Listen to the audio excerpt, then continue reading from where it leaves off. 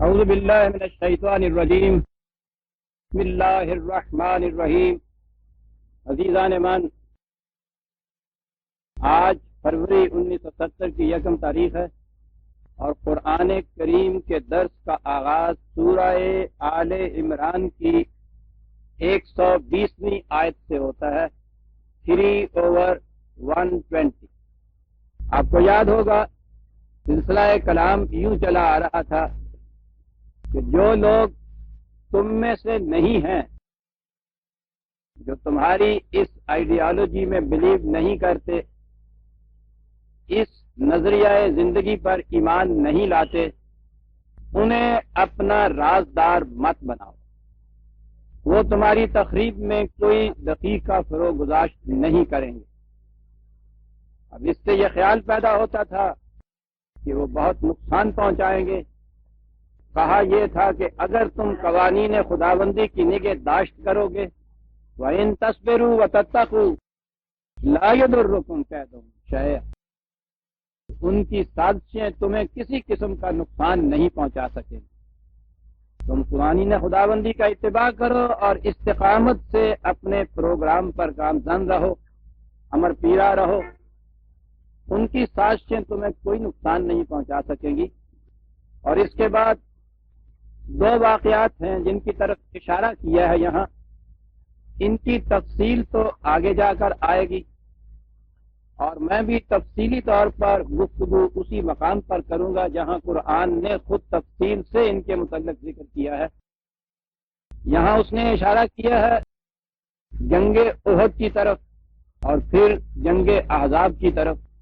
مختصراً عرض کر دوں کہ جنگ احد بدر کے میدان میں جب قریش کو شکست ہوئی ہے تو اس کے بعد پھر وہ اپنی اس شکست کا بدلہ لینے کے لیے بدر میں 1000 کی فوج سے وہ آئے تھے، تو اس کے بعد وہ 3000 کا لشکر جرار لے کر پھر عمرے مدینہ سے باہر 3-4 میل کے فاصلے پہ احد کے میدان میں یہ جنگ ہوئی تھی۔ مسلمانوں کا یہ لشکر جنگ کے لڑا، مقابلے میں حریف کو شکست ہوئی، لیکن تیر اندازوں کا ایک دستہ جو پہاڑ کے ایک درے میں کھڑا کیا گیا تھا، ان سے وہاں ذرا سی غلطی ہو گئی۔ انہوں نے اپنے کماندار کے حکم کے خلاف اپنی پوزیشن کو چھوڑ دیا، یہ سمجھ کر کے اب ہمیں فتح ہو گئی ہے، اب ہماری یہاں ضرورت نہیں رہی۔ یوں ہی انہوں نے اس مقام کو چھوڑا، پیچھے سے مخالفین کا لشکر امٹ کر اسی درے کے راستے آ گیا اور اس نے آ کر ادھر کھلبلی مچا دی۔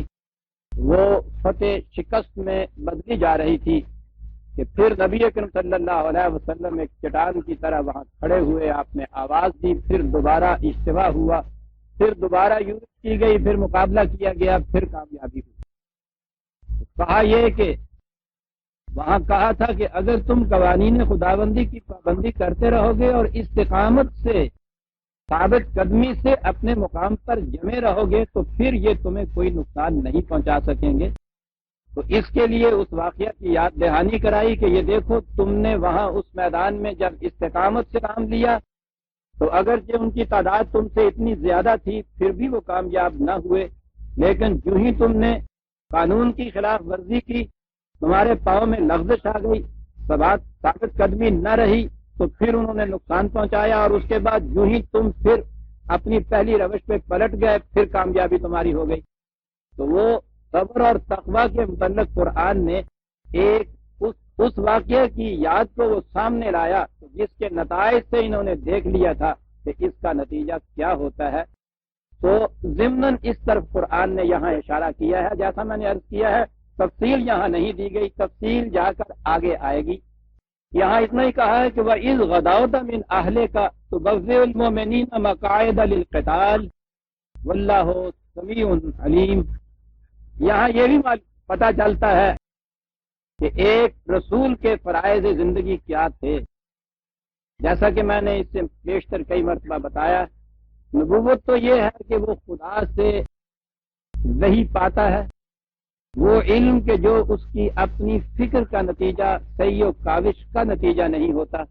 خدا کی طرف سے براہ راست اسے ایک علم ملتا ہے جسے وحی کہتے ہیں، یہاں تک تو نبوت ہے، اور آگے پہلا فریضہ اس کا یہ ہے کہ جو کچھ اس نے خدا سے پایا ہے اسے دوسروں تک پہنچا دے، یہ رسالت ہے۔ لیکن بات یہی ختم نہیں ہو جاتی کہ چٹھی رسان کی طرح اس نے پیغام پہنچا دیا اور فریضہ رسالت ختم ہو گیا، اسے اپنی وحی کو ایک عملی نظام کی شکل میں متشکل کرنا ہوتا ہے، ایک جماعت قائم کرتا ہے، ایک نظام قائم کرتا ہے، ایک مملکت قائم کرتا ہے۔ اس مملکت کا سب سے پہلا سربراہ ہوتا ہے، معلم بھی ہوتا ہے، مبلغ بھی ہوتا ہے، مملکت کا سربراہ بھی ہوتا ہے، اور یہاں یہ جو چیز کہی گئی کہ اپنی فوجوں کا سپہ سالار بھی ہوتا ہے۔ آپ نے دیکھا کہ جب دین مذہب کی سطح پر آ جاتا ہے تو جتنا زیادہ کوئی شخص مذہبی ہوتا چلا جاتا ہے اتنا ہی وہ دنیا کے کندھوں سے دور بھاگتا چلا جاتا ہے، اور پھر یہ مذہب پرست کا ہمارا میدان جنگ اور مذہب پرست کا سوال ہی نہیں۔ بڑا کارنامہ ان کا یہی تھا نا، سن 65 میں یہ کہتے تھے کہ صاحب ہم نے دعائیں کی، اس کی وجہ سے یہ ساری کامیابیاں ہوئی۔ جنہوں نے سینے کے اندر وہ گولیاں کھائیں اور وہاں جانیں دیں اور اس کے بعد اس ثابت قدمی سے وہاں انہوں نے دشمن کو مارایا، ان کا تو کوئی کارنامہ نہیں تھا۔ ان کا کارنامہ یہ تھا، یہ کہتے تھے کہ ہم صاحب یہاں دعا کرتے تھے بیٹھے ہوئے۔ آپ دیکھتے ہیں کہ رسول پیچھے بیٹھا ہوا دعائیں نہیں کیا کرتا۔ اذ غدوت من اہلک تبوئ المؤمنین مقاعد للقتال، جب تو صبح سویرے اپنے گھر والوں سے رخصت ہو کے باہر آیا تھا اور اس کے بعد تو فوج کو صحیح پوزیشن میں بٹھا رہا تھا، رسول کا یہ فریضہ بھی تھا۔ اس سنت رسول اللہ کے اوپر اتباع کرنے کے لیے انہوں نے مختص کر دیا ہوا ہے، اور لوگوں گھر سے نکل کے اپنی فوجوں کو مختلف پوزیشن میں بٹھا رہا تھا، اور خدا سننے والا، دیکھنے والا، جاننے والا، وہ دیکھ رہا تھا کہ تو کیا کر رہا ہے، اب اس فوج نے کیا کرنا ہے، کیا تمہارا پروگرام ہے، اس پروگرام کے مطابق تم چلتے ہو یا نہیں چلتے۔ اور وہیں یہ کیفیت پیدا ہوئی تھی کہ اذ ہمت طائفتان منکم ان تفشلا، تم میں دو پارٹیاں، دو گروہ ایسے بھی تھے جنہوں نے دل میں کچھ خیال کر لیا تھا ہمت ہار دینے کا، ہمت ہار نہیں دی تھی بلکہ ان کے دل میں کچھ خیال تھا، یہ پیدا ہو گیا تھا، واللہ ولیہما، لیکن خدا ان کا کارساز تھا۔ میں ابھی ان الفاظ کے معنی عرض کروں گا کیونکہ آج کا موضوع جو ہے اتفاق سے ایسا سامنے آ گیا ہے کہ جس پر وضاحت سے گفتگو کی ضرورت پڑے گی، شاید پورا درس یا اس سے بھی زیادہ۔ وَعَلَى اللَّهِ فَلْيَتَوَكَّلِ الْمُؤْمِنُونَ، اور مومن تو خدا پر ہی بھروسہ کرتے ہیں۔ یہ ہے وہ چیز جس کے متعلق کہا ہے، بڑا اہم موضوع سامنے آ گیا، توکل علی اللہ۔ جس طرح قرآن کریم کی اور بہت سی زندگی بخش قوت افزا اصطلاحات کے غلط معانی سے یہ سرتابہ زندگی تعلیم جو ہے وہ موت میں تبدیل ہو گئی، اس کے ماننے والے چلتی پھرتی لاشیں بن کے رہ گئے، دنیا میں سب سے زیادہ کمزور اور ذلیل قوم ہو گئے، اور یہ اس وجہ سے ہوئے کہ یہ قرآن کریم کی ان اصطلاحات کے غلط مفہوم ان کے اندر رائج ہوئے، غلط معانی پہنائے گئے، اور الفاظ کے غلط معنی، اصطلاحات کے غلط مفاہیم سے تو انسان میں ایک قلب و دماغ کی تبدیلی پیدا ہوتی ہے، اس کے مطابق ہی وہ قوم ہو جاتی ہے۔ قرآن کی اصطلاحات صبر، شکر، قناعت، اطمینان قلب، ذکر اللہ، تقدیر، راضی برضا، یہ اس قسم کی اصطلاحیں تھیں جنہوں نے اس اونٹ چرانے والی، کھجوروں کی گٹھلیوں پر گزارا کرنے والی قوم کو روما اور ایران کی تہذیب کا مالک بنا دیا تھا۔ انہی اصطلاحات کے صحیح مفہوم سے انہوں نے اپنے اندر ایک انقلاب پیدا کیا تھا، اسی کو قرآن کی تعلیم کہتے ہیں۔ لیکن اس کے بعد یہ الفاظ اسی طرح سے آپ کے یہاں چلے آ رہے ہیں، ان میں تبدیلی نہیں ہوئی۔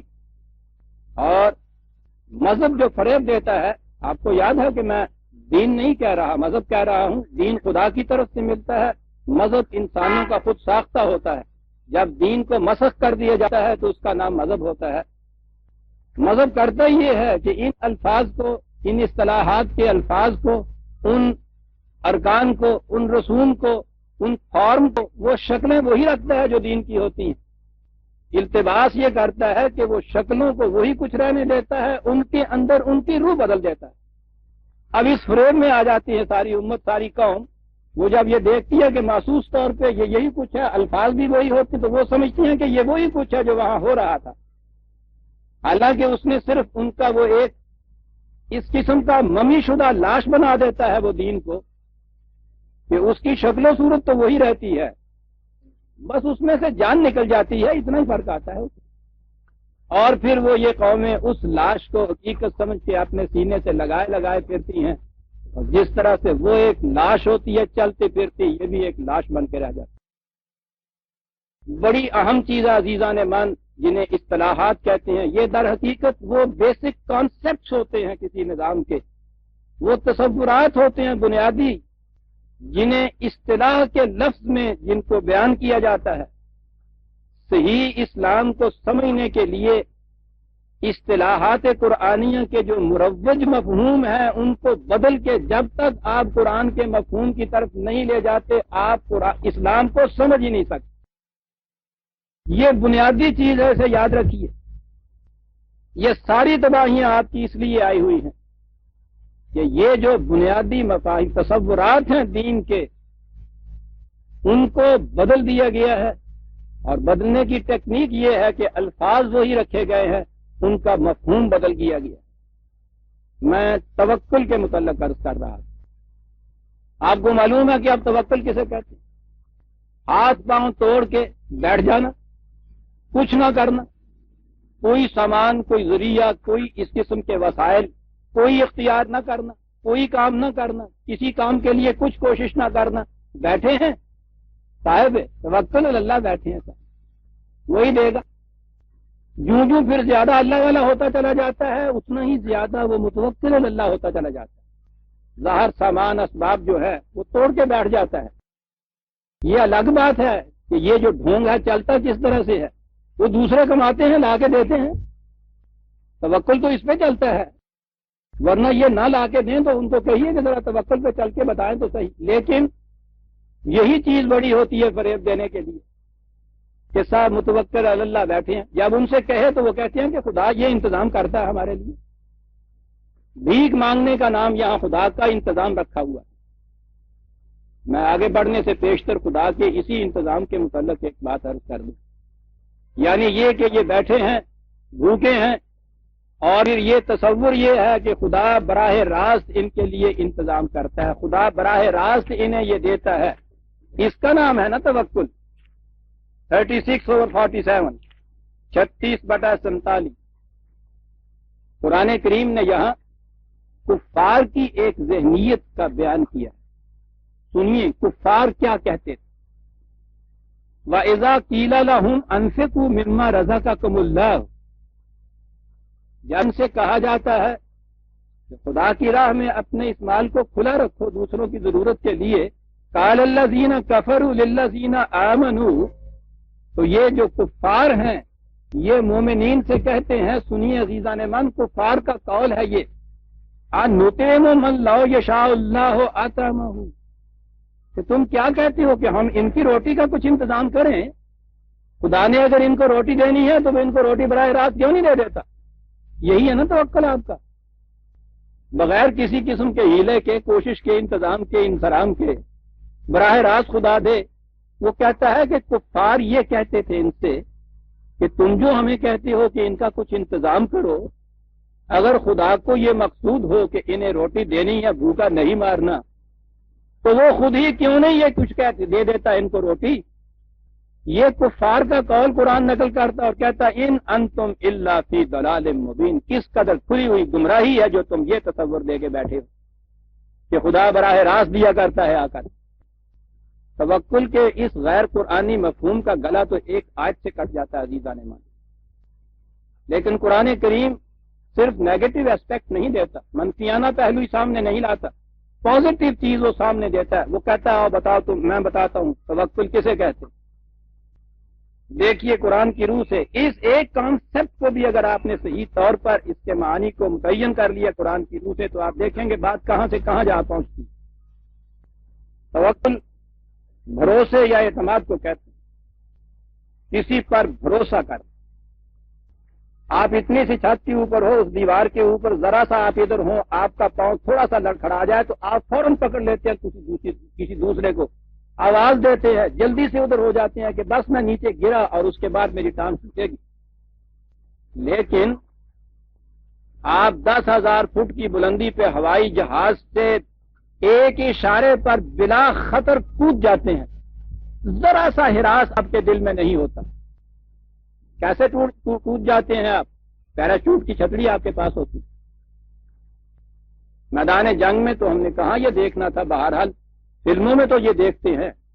وہ اس طرح جہاز میں سے نکل کے چلے جا رہے ہوتے ہیں کہ ہم یہاں اتنی سی بلندی سے اس اطمینان سے چھلانگ نہیں لگاتے جس طرح وہ 10-15 ہزار فٹ کی بلندی سے چھلانگ لگاتے کودتے چلے جاتے ہیں ایک کے بعد دوسرا دوسرے کے بعد تیسرا. اس چیز نے ان کا خوف ہراس مٹا دیا ہوتا ہے. ان کو اتنا بے باک کر دیا ہوتا ہے. اتنی جرتیں ان کے اندر ہوتی ہیں. ایک ٹرسٹ ایک اعتماد. اس چیز پہ اعتماد اس قانون پہ اعتماد کہ اگر ایسا سامان موجود ہو کہ جو ہوا کو اس طرح سے تھام لے کہ وہ ہمارے وزن سے زیادہ اوپر ہو یا اس کے برابر ہو تو ہم اس طرح سے آہستہ آہستہ نیچے جائیں گے. وہ ایک قانون کے مطابق بنائی ہوئی ہوتی ہے چھتری. بلا خوف و خطر وہ کود جاتے ہیں اس کے اندر. کتنا بھروسہ ہوتا ہے اس چیز کے اوپر. سمندر میں اگر آپ ایک سوئی لوہے کی پھینکیں وہ اسی وقت ڈوب جاتی ہے نیچے چلی جاتی ہے. اسی سمندر میں آپ ہزاروں ٹن کا بھاری بھرکم لوہے کا جہاز خشکی کے اس کے اوپر بناتے ہیں اور اس کو ایک سیریمنی کے ماتحت پانی میں چھوڑ دیتے ہیں. ہزاروں آدمی اس کے اندر بیٹھ جاتے ہیں. کس اطمینان سے آپ اس کے اندر لوہے کے جہاز میں ایک سوئی تو اس میں تیر نہیں سکتی. یہ اتنا بڑا جہاز تیرتا ہے اور آپ اطمینان سے اس میں بیٹھے ہوئے ہیں ہنسی خوشی ہوئی چلے جا رہے ہیں. سب مہینوں اس میں سفر کر رہے ہیں. کس اعتماد پہ؟ ایک قاعدہ ہے ایک قانون ہے ایک فارمولہ ہے کہ اتنے حجم کی چیز ہو اور اتنا اس کا وزن ہو. اس وزن سے وہ کم وزن ہو جتنا پانی اس نے. وہ ایک قاعدہ جو ہے جس کے برابر وہ پانی ہوتا ہے تو وہ شاید تیرے گی اس میں. اس کیپٹن کو معلوم ہوتا ہے کہ اس نشان تک اگر یہ پانی میں ڈوبتا ہے تو کوئی خطرہ نہیں ہے. وہ اس سے زیادہ ایک آدمی اس میں نہیں بٹھاتا.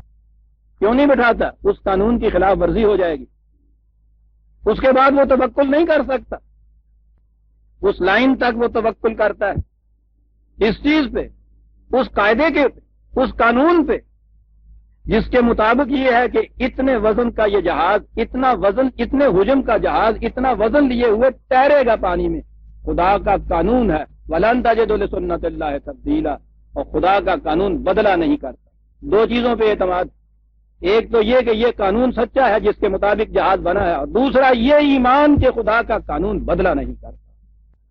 اگر ان میں سے ایک چیز کی بھی کمی ہو جائے یعنی وہ جہاز اس قانون کے مطابق نہ بنا ہوا ہو ڈیفیکٹو ہو وہ اسے پانی میں تیراتے ہی نہیں ہے. اور اگر کہیں اس پہ اعتماد نہ ہو کہ قانون خداوندی بدلا نہیں کرتا تو آپ دیکھیں گے کوئی شخص بھی اس جہاز میں نہیں بیٹھے گا کہ صاحب ٹھیک ہے اس وقت تو یہ تیرتا ہے. کیا معلوم ہے کہ یہ جس قانون کے مطابق تم نے بنایا ہے وہی قانون بدل جائے. لا آف نیچر کہہ لیجیے کچھ کہہ لیجیے جس قانون کے تابع یہ جہاز تیرتا ہے اگر اس پہ یہ اعتماد نہ ہو کہ یہ ٹوٹے گا نہیں. لا انفصام لہا قرآن کہتا ہے ہمارا قانون ٹوٹے گا نہیں. اس اعتماد پہ انسان اس اطمینان سے اس جہاز میں بیٹھتا ہے اور تیرتا ہوا چلا جاتا ہے. اور زندگی کا سارا کاروبار آپ دیکھیں گے اسی پہ چل رہا ہے کہ کوئی چیز جو قاعدے قانون کے مطابق بنی ہے اسے آپ کس کانفیڈنس سے لے لیتے ہیں. کتنا بڑا رسک اس کے اوپر آپ لے لیتے ہیں پورے بھروسے سے. اور اگلی چیز یہ ہوتی ہے کہ یہ قانون ٹوٹے گا نہیں. آپ نے کسی مقام پہ پہنچنا ہے راستے میں دوراہا آ گیا وہاں سے راستے دو طرف کی طرف پھٹے.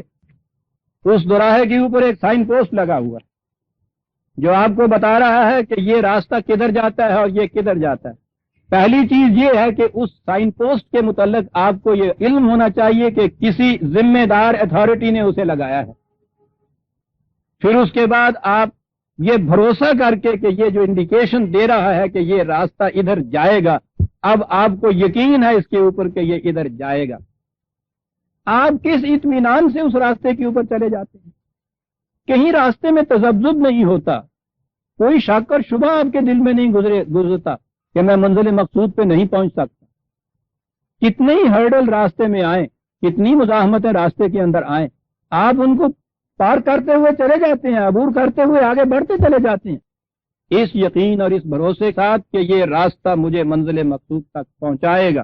یہ جو بھروسہ ہے آپ کو اس انڈیکیٹر کے اوپر جو وہاں سائن پوسٹ لگا ہوا تھا کہ یہ راستہ مجھے پہنچائے گا وہاں تک، اس بھروسے پہ آپ سفر کی ساری صعوبات برداشت کرتے۔ 14/12 آیت نکالی۔ یہ ایک پروگرام لے کے نکلے ہیں خدا کے رسول، لوگ اس میں شک و شبہ کی باتیں ڈال رہے ہیں، وسواس ڈال رہے ہیں، بہکانا چاہتے ہیں۔ ان سے کہتے یہ ہیں کہ تم بالآخر اس بھروسے پہ یہ چیز کر رہے ہو۔ جواب سنیے عزیزان من، 14/12 14/12 جواب دیا جاتا ہے وَمَا لَنَا أَلَّا نَتَوَكَّلَ عَلَى اللَّهِ۔ وہ کون سی بات ہے کہ جس کی بنا پہ ہم پورا بھروسہ نہ رکھیں خدا پر؟ اور آگے ہے وَقَدْ هَدَانَا سُبُلَنَا، اس نے تو صحیح راستے کی طرف ہماری رہنمائی کر دی ہوئی ہے۔ آپ نے دیکھا یہ توکل اور بھروسہ کس بات کا ہے؟ صحیح راستے کی طرف رہنمائی۔ تو پہلی چیز تو یہ ہے کہ یہ یقین ہونا چاہیے کہ یہ جو سائن پوسٹ لگایا گیا ہے کسی ذمہ دار نے لگایا ہے، اس نے لگایا ہے جو راستے سے واقف ہے، اسے ایمان کہتے ہیں۔ اس یقین کے ساتھ آپ چل نکلتے ہیں کہ وہ سائن پوسٹ لگانے والا ذمہ دار بھی ہے، راستے سے واقف بھی ہے، یہ کبھی مجھے دھوکہ نہیں دے گا۔ اس یقین کے ساتھ آپ اس راستے پہ چل پڑتے ہیں، وہاں کھڑے نہیں رہتے۔ آپ کو معلوم ہو جائے راستہ ادھر جاتا ہے، راستہ بتانے والے پر بھی یقین ہو، راستے کی صحت پر بھی ایمان ہو، اور وہاں سائن پوسٹ کے نیچے آپ کھڑے رہیں کہ مولا دے گا۔ آپ اس راستے پہ چلیں گے تو اس صورت میں آپ وہاں جا کے پہنچیں گے، سفر کا سامان لیں گے، حفاظت کا سامان ساتھ رکھیں گے، اور اس کے بعد چلیں گے۔ سواری ہے سواری پہ، پیدل چلنا ہے پیدل۔ آپ کو وہاں پہنچنے کے لیے یہ سب کچھ خود کرنا ہوگا۔ راستے کی صحت کی ہدایت آپ کو ملی ہے، رہنمائی آپ کو ملی۔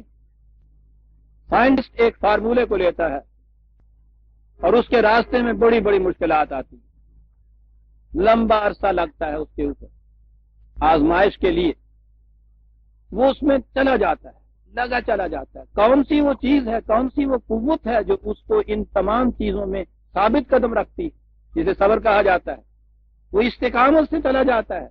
اس بھروسے پر پہ یہ جو فارمولہ ہے میرا، یہ بالکل سچا ہے، یہ حق ہے، اس کے مطابق اگر میں عمل کرتا رہا تو یہ وہ نتیجہ پیدا کر کے رہے گا جس کے لیے یہ فارمولہ وضع کیا گیا ہے۔ فارمولہ قانون ہی کو جب لفظوں میں بیان کیا جاتا ہے تو وہ فارمولہ ہو جاتا ہے۔ یاد رکھیے قرآن کریم نے قانون خداوندی کے لیے 2 لفظ استعمال کیے ہیں۔ ایک تو اس نے کلمہ کا لفظ استعمال کیا ہے، وہ ہوتا ہے قانون جب فارمولے کی شکل میں ہوتا ہے، اور دوسرا اس نے سنت اللہ کا لفظ استعمال کیا ہے جب فارمولہ اپلائی کیا جاتا ہے۔ دا لا اپلائیڈ جب ہوتا ہے تو وہ سنت کی شکل اختیار کر لیتا ہے، اس کے لیے لفظ سنت آ جاتا ہے۔ اسے یقین ہوتا ہے اس سائنٹسٹ کو کہ یہ فارمولہ مجھے کبھی دھوکہ نہیں دے گا، یہ یقین ہے اس کو کہ یہ فارمولہ صحیح ہے، فارمولے کی صحت پر یقین کامل ہے کہ جو اسے کبھی تھکنے نہیں دیتا، مسلسل محنت کیے چلا جاتا ہے۔ وہ جیسا میں مثال دیا کرتا ہوں اس کسان کی طرح جس نے بڑی محنت سے زمین تیار کی، اس میں بیج ڈالا، اب وہ ہر صبح گھر سے نکلتا ہے رسی درانتی لے کر، دن بھر اس کھیت میں محنت کرتا ہے، شام کو خالی ہاتھ واپس چلا آتا ہے، دوسری صبح اٹھ کے پھر اسی طرح سے چلا جاتا ہے۔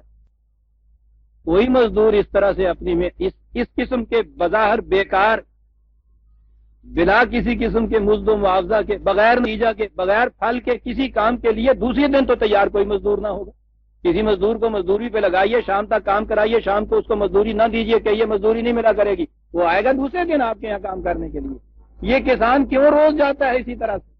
ایک دن نہیں، 2 دن نہیں، مہینوں چلا جاتا ہے اسی راستے کے اوپر، صبح جاتا ہے شام آ جاتا ہے، اس لیے کہ اسے اس پہ یقین ہے کہ جو بیج ڈالا گیا ہے، ایک ایک بیج قرآن کے الفاظ میں 700 دانے بن کے ابھر کے گھر میں آئے گا میرے۔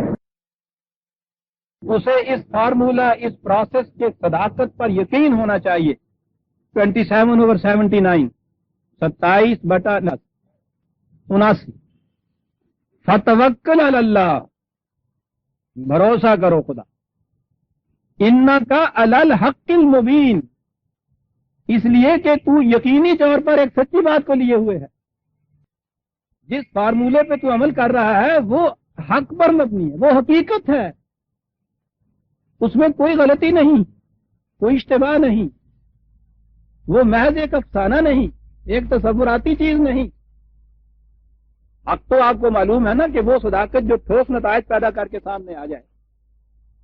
کہا کہ تو خدا پہ اس لیے بھروسہ کر کہ تو جس بات کو لے کے اٹھا ہے، تو جس پروگرام کو لے کے اٹھا ہے وہ ایک یقینی ہے۔ یقینی ایسا، ایک تو الحقی ایک ایسی چیز ہوتی ہے جو ٹھوس طور پہ سامنے آئے، پھر مبین ساتھ کہا ہے، کوئی گمشم بات نہیں ہے، کوئی راز درون پردہ نہیں ہے، محض تصوراتی چیز نہیں ہے، تخیلاتی چیز نہیں، محض عقیدے کی بات نہیں ہے، ایک صداقت ہے، ایک حقیقت ہے جو اپنے ٹھوس نتائج سامنے لائے گی، مبین ہے ساتھ اس کے۔ اس یقین کے ساتھ چلنے والا، اس فارمولے پہ عمل کرنے والا، اس دہقان کی طرح جیسے میں نے عرض کیا ہے، وہ 4 مہینے 5 مہینے 6 مہینے اتنا عرصہ مسلسل استقامت سے اس کے اوپر گامزن رہے گا۔ یہ ہے تقوی اور صبر، خدا کے اس قانون پہ یقین اور استقامت سے اس کے اوپر عمل پیرا رہتے ہوئے۔ یہ جو ہے خدا کے اس قانون پہ یقین، یہ ابتدائی شرط ہے، بنیادی شرط ہے کسی کام کے لیے۔ اگر آپ کو فارمولے کی صداقت پہ یقین ہی نہیں ہے، آپ کبھی اس کو ٹرائی نہیں کرتے۔ اگر آپ تذبذب میں ہیں کہ یہ راستہ وہاں جائے گا یا نہیں جائے گا، آپ قدم نہیں اٹھاتے اس کے اوپر۔ کون سا سپاہی جہاز سے چھلانگ لگا دے گا اگر اس کو یہ یقین نہ ہو کہ یہ پیراچوٹ کی چھتری مجھے بچا لے گی؟ کون سا سپاہی میدان جنگ میں دشمن کے سامنے سینہ سپر ہو کے کھڑا ہو جائے گا اگر اس کو یقین نہ ہو کہ میرے ہاتھ کا جو پاؤڈر ہے یہ بھی گولی چلا کے دوسرے کے چھلنی کر دے گا، دوسرے کے سینے کو؟ یقین ہے ان چیزوں کے اوپر، اپنے مقصد کی حقانیت پہ یقین، اس کے لیے جو سامان ذرائع ہیں ان کے اصلح ہونے کے اوپر، ان کے دی فٹسٹ ہونے کے اوپر یقین کامل، صحیح پروگرام، صحیح رہنمائی، صحیح ہدایت، اس سے جو اعتماد پیدا ہوتا ہے اسے توکل کہا جاتا ہے۔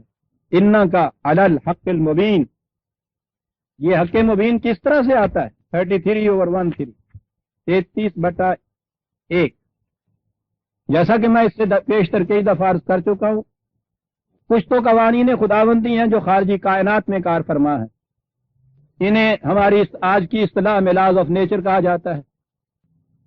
یہ جسے کہہ دیا جاتا ہے نا کہ صاحب یہ بڑی مادہ پرستی ہے، یہ ٹھیک ہے۔ اگلا حصہ جو ہے میں عرض کروں گا، مادہ پرستی یہی نہیں ہے کہ ان کو لاز آف نیچر کیوں کہہ دیا جاتا ہے، یہ تو صرف الفاظ کا فرق ہے۔ یہ لاز بھی اسی خدا ہی کے متعین فرمودہ ہیں، نہ نیچر میں از خود کوئی ایسی قوت ہے کہ وہ لاز بنا سکے، نہ غیر از خداوندی کوئی قوت ہے جو اس قسم کے لاز بنا دے۔ لاز آف نیچر قوانین خداوندی کا نام ہے جو باہر کی دنیا کے اندر کار فرما ہے۔ یہ جو لاز ہیں ان کا علم سائنٹیفک طریقے سے حاصل کیا جا سکتا ہے۔ قصہ آدم اسی حقیقت کی تشریح ہے کہ آدمی کے اندر، انسان کے اندر یہ صلاحیت رکھ دی گئی ہے۔ علامہ آدم الاسماء کلھا، کائنات کی ہر شے کے متعلق جو قوانین ہیں ان کے علم حاصل کرنے کی صلاحیت انسان کے اندر رکھ دی گئی۔ وہ انکشاف کر سکتا ہے، ڈسکور کر سکتا ہے، وہ ان قوانین کو ایجاد نہیں کرتا، انوینٹ نہیں کرتا، ان کے اوپر پڑے ہوئے پردوں کو اٹھاتا ہے صرف۔ اور جب یہ فطرت کے قوانین کا علم حاصل کرتا ہے تو فطرت مسخر ہو جاتی ہے اس کے سامنے۔ یہی ملائکہ کا سجدہ ہے جو آدم کے سامنے ہوا تھا۔ یہ خارجی کائنات کے قوانین ہیں۔ اگلا حصہ آتا ہے جہاں کفر اور ایمان ہے، یہاں تک کفر اور ایمان نہیں ہے، یہاں تو جو ان قوانین کی صحت پر یقین کرتا ہے وہ ان قوانین کی حد تک ایمان لا رہا ہے. یہاں کفر وہ ہے کہ ان قوانین کی صداقت پر ایمان نہ ہو، ان کا علم نہ رکھے، فطرت کو مسخر نہ کرے، یہ کفر ہے.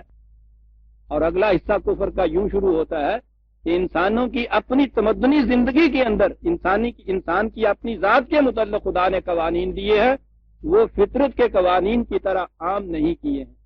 وہ ہیں جو وحی کے ذریعے ایک نبی کو دیے، نبی نے دوسرے انسانوں تک پہنچائے، اور آج ہمارے پاس اپنی اصلی اور منزہ شکل میں قرآن کے اندر محفوظ مکمل غیر متبدل ہیں. یہ ہے دوسرا حصہ قوانین خداوندی کا. کفر اور ایمان حقیقی یہاں سے آتا ہے. اگر ان سے انکار کیا جاتا ہے تو یہ ہے وہ کفر جسے میں نے کہا. مادہ پرست اسے آپ کہیے اگر یہ معنی خدا سے انکار پر کے مرادف ہیں کہ جو ان قوانین خداوندی سے انکار کرتا ہے جو اس نے وحی کے ذریعے سے دیے. اب انسانی زندگی کے لیے ان دونوں قوانین کا اتباع نہایت ضروری ہے.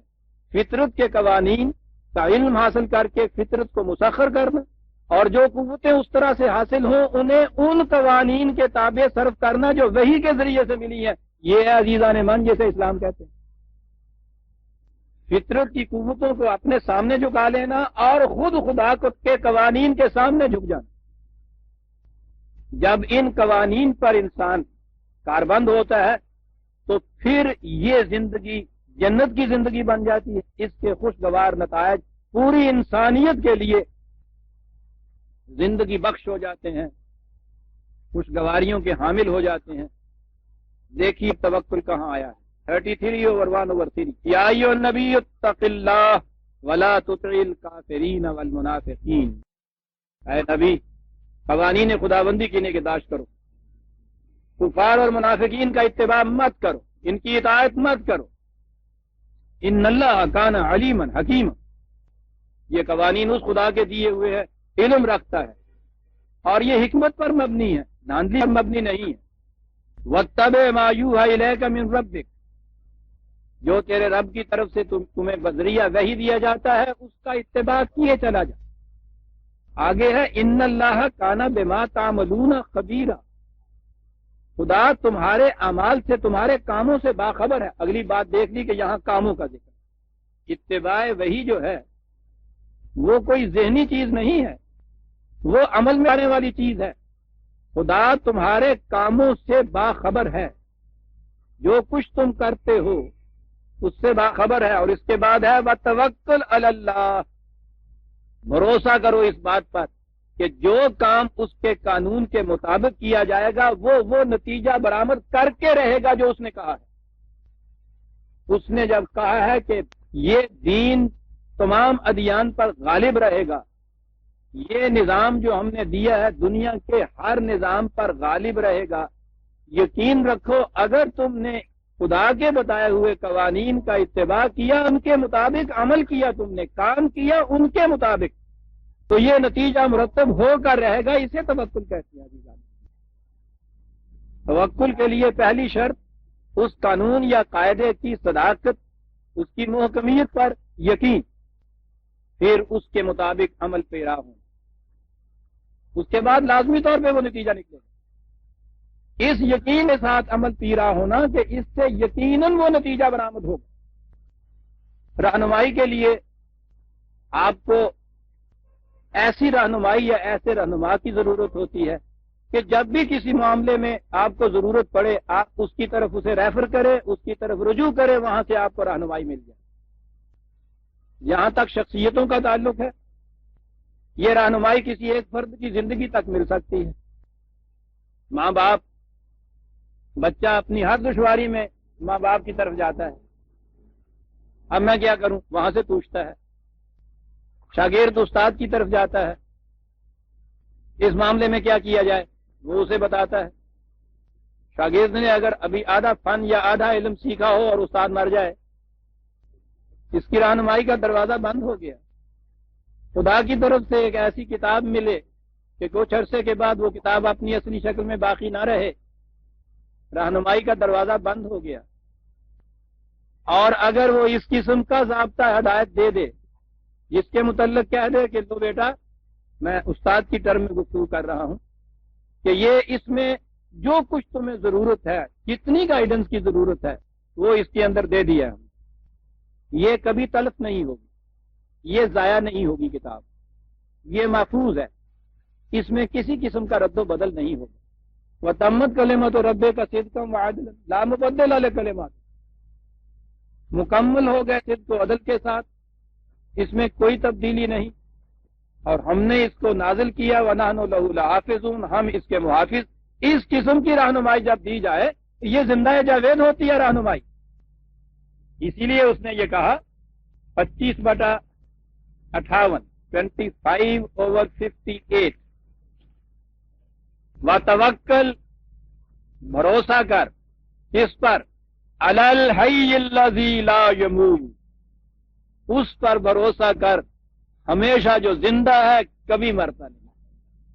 کتنا بڑا بھروسہ ہے یہ کہ رہنمائی دینے والا وہ ہے جو کبھی مرے گا نہیں، جو ہمیشہ زندہ رہے گا۔ عزیزان من، اگر خدا کی طرف سے دیے ہوئے قوانین ہمارے پاس باقی نہ رہے، ضابطۂ ہدایت باقی نہ رہے، تو خدا کا زندہ رہنا ہمیں فائدہ کیا دے سکتا ہے؟ جن اقوام کے پاس یہ آسمانی کتابیں اپنی اصلی شکل میں نہیں رہی تھیں، خدا تو اس زمانے میں بھی زندہ تھا، ان کے لیے خدا کا زندہ ہونا کیا فائدہ دیتا؟ یاد رکھیے ایک بیسک کنسپٹ خدا کے متعلق، وہ درست ہو جائے تو آپ دیکھیں گے اس کے اوپر ساری عمارت درست ہو جاتی ہے۔ بنیادی تصور خدا کے متعلق یاد رکھیے، خدا کا اور ہمارا تعلق اس کے ان قوانین کے ذریعے سے ہے جو اس نے دے دیے ہوئے ہیں۔ مذہب کی سطح کے اوپر ایک تصوراتی تعلق ہوتا ہے اللہ اور بندے کا باہمی پرائیویٹ معاملہ، اس سے لاء لگائی ہوئی ہے، اپنے یہاں بیٹھے ہوئے ہیں دھیان گھیان کے اندر، سمجھے ہوئے ہیں کہ اللہ کے ساتھ ایک تعلق پیدا ہو رہا ہے۔ اس انفرادی سبجیکٹو تخیلاتی تعلق یہ اس کی وجہ سے ہی ہے کہ آپ کے ہاں کا ایک بہت بڑا ولی اللہ اپنے حجرے میں بیٹھے ہوئے تعلق قائم کر رہا ہوتا ہے، اسی قسم کا ایک مشرک سادھو اپنے مندر میں بیٹھے ہوئے تعلق قائم کر رہا ہوتا ہے۔ عیسائیوں کے سیٹ، ہندوؤں کے سادھو، بدھ مت والوں کے اپنے یا جو بھی خدا کو ماننے والے ہیں، اپنی اپنی جگہ پر بیٹھے ہوئے کلو اسم بما لدیہم فرحون، مگر ہے اس بات سے کہ ہمارا تعلق خدا کے ساتھ قائم ہوا ہوا، تعلق باللہ ہو رہا ہے۔ یہ ہے خدا کا غلط تصور، ایک شخصی خدا جسے آپ کہتے ہیں، ایک پرسنل گاڈ ہے کہ اس کا ہر فرد کے ساتھ اس طرح سے جو چاہتا ہے تعلق قائم وہ کرتا ہے، پھر اس سے ہر معاملے میں جا کے وہ رہنمائی لے لیتا ہے۔ وہ جو میں نے بتایا یا بتایا کرتا ہوں اکثر کہ جب ان سے کہا جائے کہ صاحب یہ چیز دیکھیے قرآن یہ کہتا ہے، وہ کہتے ہیں کہ ہاں صاحب ٹھیک ہے، آپ قرآن کے یہ معنی سمجھتے ہیں، ہم تو رات کو جا کے اللہ تعالیٰ سے خود پوچھ کے آئے تھے، انہوں نے کہا تھا نہیں اس کے معنی یہ ہے، وہ روز پوچھ کے آتے ہیں۔ یہ خدا کا وہ تصور ہے جو جب مذہب کو دین کی شکل میں تبدیل کیا جائے اور اسے آگے اور سڑی ہوئی شکل اس کی جو جیسے تصوف کہتے ہیں، ان کے ہاں تو میں نے جیسا کہا تھا وہ ایسا یارانہ ہوتا ہے اللہ میاں کا جیسے لنگوٹیا ہوتا ہے انہوں کا، کھیل رہے ہیں، ہنس رہے ہیں، مذاق ہو رہا ہے اس کے ساتھ، کبھی وہ روٹتا ہے کبھی یہ روٹتے ہیں، منوا رہے ہیں جا کے، کھیل کھیل رہے ہیں صاحب اس کے ساتھ۔ ما قدر اللہ حق کا قدر ہی قرآن کہتا ہے، انہوں نے معلوم ہی نہیں کیا کہ خدا کہتے کس کو ہیں۔ اتنی بڑی عظیم القدر کائنات کے پیچھے قوت، اور وہ اینا لنگوٹیا ہو رہے ہیں، ملازہ پر چاہتے ہیں خوب رویوں کو اثر، چاہنے والا بھی اچھا چاہیے۔ خدا کا تصور قرآن کی روح سے عزیزان مان صرف اس کے قانون کی روح سے تعلق پیدا ہو، اس نے قوانین دے دیے ہیں، ان قوانین کو مکمل کر دیا ہے، غیر متبدل ہے، محفوظ کر کے رکھ دیا اور کہہ دیا ہے کہ اب اس کتاب کے ذریعے سے، اس کتاب میں دیے ہوئے قوانین کے ذریعے سے تمہارا تعلق پیدا ہوتا ہے۔ اس کتاب قانون کا خدا کتاب بھی موجود ہے، مانا جاتا ہے کہ غیر محرف ہے، غیر متبدل ہے، مکمل ہے، کوئی ضرورت نہیں ہے۔ دعویٰ کیا جاتا ہے کہ نہیں صاحب پھر بھی نبی کی ضرورت پڑ جاتی، ارے اب کہے کہ نہیں ضرورت پڑ جاتی؟ بیسک تصور غلط ہے، سمجھے ہی نہیں ہے کہ مسلمانوں کا تعلق خدا کے ساتھ چھوٹ گیا ہوا ہے۔ دلیل یہ دی جاتی ہے کہ بتائیے خدا تمہارا زندہ ہے یا مر گیا ہے؟ صاحب خدا تو زندہ ہے، تو جب وہ زندہ ہے تو زندہ خدا کے ساتھ تعلق، یعنی جو اس نے تعلق کا ذریعہ بتایا تھا، ان کے نزدیک وہ ذریعہ یا تو اب ختم ہو گیا، وہ بیٹری میں سے سیل جیسے ختم ہو جاتا ہے نا تھوڑے وقت کے بعد، تو وہ ہوتا تو ہے اس کے اندر اسی طرح سے، پھر وہ لائٹ نہیں دیتا. یہ کہتے ہیں معاذ اللہ معاذ اللہ. جو خدا اس سارے 1000 سال کے اندر 1300 سال کے اندر بھی زندہ رہا تھا، اس وقت کا تعلق جو تھا وہ تو اس کی اس زندگی بخش کتاب اور قوانین کی روح سے تھا. آج اگر یہ چیز مسلمانوں میں حیات بخش نہیں رہی تو اس کے معنی یہ ہے کہ انہوں نے ان قوانین پہ عمل کرنا چھوڑ دیا ہے. ان پہ عمل کرو، وہی نتائج پھر پیدا ہو جائیں گے. میں کہہ یہ رہا تھا کہ خدا کے متعلق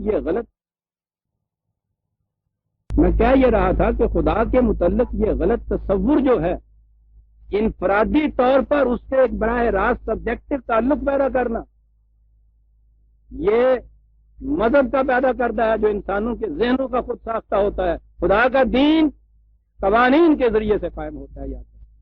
لہذا جب اس نے کہا ہے کہ وَتَوَكَّلْ عَلَى الْحَيِّ الَّذِي لَا يَمُوتُ، بھروسہ کرو اس کے قوانین پر جو زندہ ہے کبھی نہیں مرتا، اس کا قانون دیا ہوا بھی ہمیشہ کے لیے زندہ رہے گا. کائنات کا کوئی قانون مرا نہیں آج تک عزیزاں نے. اسی طرح سے وحی کے ذریعے دیا ہوا قانون بھی مرتا نہیں ہے. انسان اس میں اگر تلبیس اور تعریف کر دیتا ہے تو اپنے مقام پہ وہ نہیں رہتا. جب پھر آ کے خدا کا رسول خدا کی طرف سے وحی پا کر اس کو پھر اپنی اصلی شکل میں دے دیتا ہے، قانون وہی ہوتا ہے. ہم نے اس کے اوپر پردہ ڈال دیا تھا، اس پردے کو اٹھا دیتا ہے. اور اگر ایسی صورت پیدا ہو جائے کہ پھر وہ پردوں کے نیچے دبا ہی نہیں، وہ قانون محرف نہ ہو، اس میں کوئی دخل انداز نہ ہو سکے، کوئی اس کو تبدیل نہ کر سکے، قانون اپنی اصلی شکل میں رہے، خدا کے ساتھ ہر وقت تعلق قائم ہو سکتا ہے. اس کے ساتھ جو زندہ ہے جسے موت نہیں آتی. اگلی چیز وہ ہے کہ وہ توکل ہوتا کیا ہے، وَسَبِّحْ بِحَمْدِهِ. بات دوسری طرف چلی جائے گی اور آپ کے سامنے آ چکی ہوئی ہے. اس کے دیے ہوئے اس قانون کو ایک محسوس شکل میں سامنے لا کر قابل حمد و ستائش بنا کے دکھا دو دنیا کے سامنے، اور اس کے لیے کوشش کرو. یہ ہے خدا کے اوپر بھروسے کی بات. لیکن میں نے عرض کیا ہے کہ یہ تفصیل دوسری طرف ہے. اس وقت آپ صرف یہ دیکھیے کہ توکل جو ہے قرآن کہتا ہے اس کے معنی کیا ہے. اب یہی نظام قائم ہوا حضور نبی اکرم صلی اللہ علیہ وسلم کے مقدس ہاتھوں. قوانین خداوندی آ گئے. حضور نبی اکرم صلی اللہ علیہ وسلم نے ایک نظام متشکل کر دیا، مملکت وجود میں آ گئی، ایک امت وجود میں آ گئی. اب اس کے بعد اس نظام کی کیفیت 3/158 3/158 حضور نبی اکرم صلی اللہ علیہ وسلم سے ارشاد ہو رہا ہے، وَشَاوِرْهُمْ فِي الْأَمْرِ. ایک اصول سامنے آیا ہے، اس اصول کے اوپر عمل پیرا ہونا ہے، طریقہ کار تجویز کرنا ہے. کہا کہ اس کے لیے اپنے ان ساتھیوں کے ساتھ مشورہ کیا کرو. وحی کے معاملے میں کسی سے مشورہ تو ایک طرف، اس میں تو رسول کے اپنی فکر کا بھی کوئی دخل نہیں ہوتا، لیکن جب اس وحی کو عملی نظام کی شکل میں آپ نے متشکل کرنا ہوتا ہے تو پھر اس کی جزیات، طریقہ کار، پروگرام، اس کے لیے آپ نے یہ چیزیں طے کرنی ہوتی ہیں. اس کے لیے 1400 سال پیشتر جب دنیا کے تصور میں بھی نہیں تھا کہ مشاورتی نظام بھی کوئی ہو سکتا ہے، رسول اللہ صلی اللہ علیہ وسلم سے تاکید کی گئی ہے، حکم دیا گیا ہے کہ ان سے مشورہ کیا کرو. معاملات مشورہ کیا. اس کے بعد فَإِذَا عَزَمْتَ، جب تو پھر پختہ طور پہ معاملے کو طے کر لے، عزم کر لے، فیصلہ ہو جائے، تو پھر فَتَوَكَّلْ عَلَى اللَّهِ. آپ دیکھتے ہیں کہاں توکل آ رہا ہے.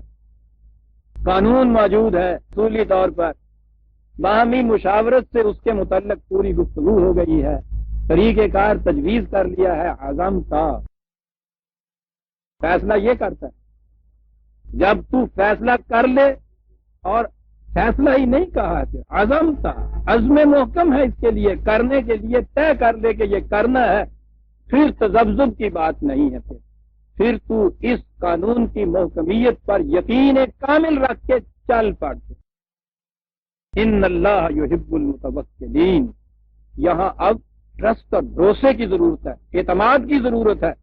اگر یہاں پھر دل کے اندر بھی کسی قسم کا وسوسہ پیدا ہو جائے گا، کامتے ہاتھوں سے تو نشانہ کبھی ٹھکانے پہ لگتا ہی نہیں.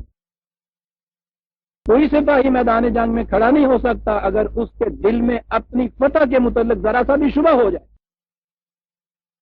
نبی اکرم صلی اللہ علیہ وسلم سے یہ فرمایا، اور یہ جو جماعت تھی ان سے کیا کہا، 64/12، 64/12، وَأَطِیعُوا اللَّهَ وَأَطِیعُوا الرَّسُولَ، اطاعت کرو تم خدا اور اس کے رسول، فَإِن تَوَلَّیتُمْ فَإِنَّمَا عَلَى رَسُولِنَا الْبَلَاغُ الْمُبِینُ، اگر ان سب چیزوں کے سامنے آ جانے کے باوجود پھر تم یہاں سے روگردانی کرو گے، اعراض برتو گے یہاں سے، تو رسول کے ذمے تو یہ تھا کہ تم تک بات کو پہنچا دے، تو تم پہ داروغہ نہیں مقرر کیا گیا کہ مار مار کر تم کو اس راستے پہ چلائے، اس کا کوئی اپنی ذاتی فائدہ نہیں ہے، اس کے ذمے تم تک بات پہنچا دینی تھی۔ اللہ لا الہ الا ہو، بات یہ پہنچائی ہے اس نے کہ یہاں کسی اور کے سامنے جھکنا نہیں، کوئی صاحب اقتدار ہستی نہیں، کسی اور کی حکومت، کسی اور کی محکومیت اختیار نہیں کرنا تم نے، یہ بات تم سے اس نے کہی تھی۔ اس کے اوپر اگر یقین ہے وَعَلَى اللَّهِ فَلْيَتَوَكَّلِ الْمُؤْمِنُونَ، اطاعت پہلے کہا، قانون کی صداقت پہ یقین رکھو، پھر جو اس کے اوپر چلانے والا ہے اس چلانے والے کے احکام کی اطاعت کرو، اور اس اطاعت کرو اس یقین اور بھروسے کے ساتھ کہ یہ چیز ہمیں منزل مقصود تک ضرور پہنچائے گی۔ قانون کی صداقت پر یقین، مشاورت سے جب بات طے کر لی اس کے بعد اطاعت، اور اس سارے راستے میں وہ یقین جو ہے مسلسل ساتھ رہے کہ ہم حق پر ہیں، فارمولہ صحیح ہے، نتائج مرتب ہو کے رہیں گے۔ اطاعت اسی صورت میں کی جاتی ہے عزیزان من۔ قرآن کریم نے اطاعت کا لفظ استعمال کیا ہے، اطاعت ہمیشہ دل کے جھکاؤ کے ساتھ ہوتی ہے، دل کی رضامندی کے ساتھ ہوتی ہے۔ جبرن جو کچھ کرایا جاتا ہے اس کو اطاعت، عربی زبان میں یہ لفظ اس کے لیے نہیں بولا جاتا۔ تان نخل بولتے ہیں جس وقت کوئی پھل کھجور پک جائے اور پکنے کے بعد از خود نیچے گر جائے، وہ جھانپل سے اس کو نہ نیچے گرایا جائے، اس کو اطاعت کہتے ہیں۔ یہ جو اطاعت کرائی جاتی ہے استبداد کے اندر، اس کے لیے عربی کا لفظ اطاعت ہی نہیں استعمال ہو سکتا۔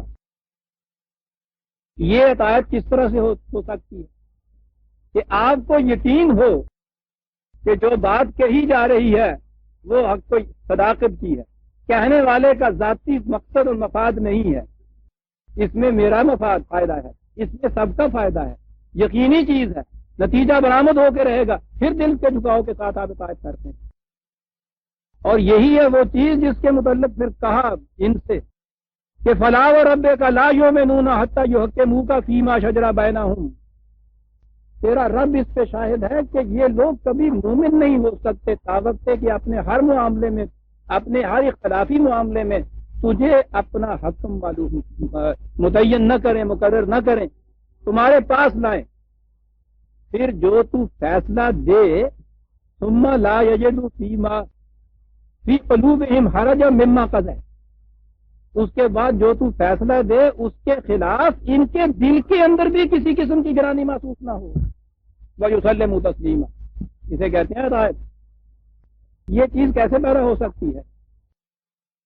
اس یقین کے ساتھ کہ یہ جو قوانین ہیں یہ کوئی مستبد حاکم کے احکام نہیں ہیں، قوانین خداوندی ہیں جن کی صداقت پر میں ایمان لا کے مومن ہوا۔